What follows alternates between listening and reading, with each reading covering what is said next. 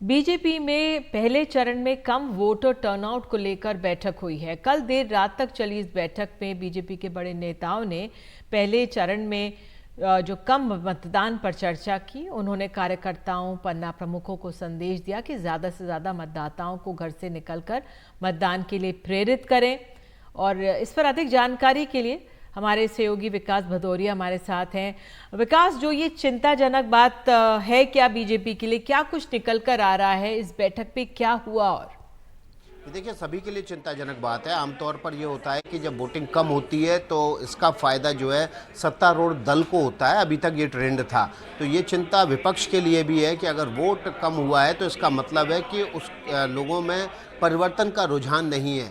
लेकिन बीजेपी ने इस पर तुरंत जो है बैठक बुलाई और अपने मतदाताओं को ये मान के चले कि उनके अपने मतदाता घरों से नहीं निकले हैं गर्मी की वजह से, और अगर ऐसा ट्रेंड आगे जारी रहता है तो उनके लिए नुकसान हो सकता है। मसलन अगर पश्चिमी उत्तर प्रदेश की बात करें, जहां पिछले चुनाव में बीजेपी लगभग 5 सीटें हार गई थी, अगर वहाँ के ट्रेंड की बात करें तो वहाँ पर ज़बरदस्त गिरावट हुई है। 5 से लेकर 9% तक मतदान कम हुआ है, और ऐसी सूरत में बीजेपी को आगे इसका नुकसान ना उठाना पड़े, इसी वजह से ये कोशिश की गई है कि जो कमी की मत प्रतिशत में कमी आई है उसकी वजह निकल कर जो सामने आई वो तेज़ गर्मी है। और इसी वजह से बीजेपी हो सकता है कि 1-2 दिन में चुनाव आयोग के पास जाए और ये कहे कि गर्मी की वजह से मतदाताओं को लंबी कतारों में दिक्कत हो सकती है, इसलिए वहाँ पर टेंट का इंतजाम किया जाए, कूलर का इंतजाम किया जाए, ठंडे पीने के पानी का भी इंतजाम किया जाए। साथ ही साथ बीजेपी की तरफ से जो सबसे बड़ी कोशिश है वो ये होगी कि अपने कार्यकर्ताओं को कहें,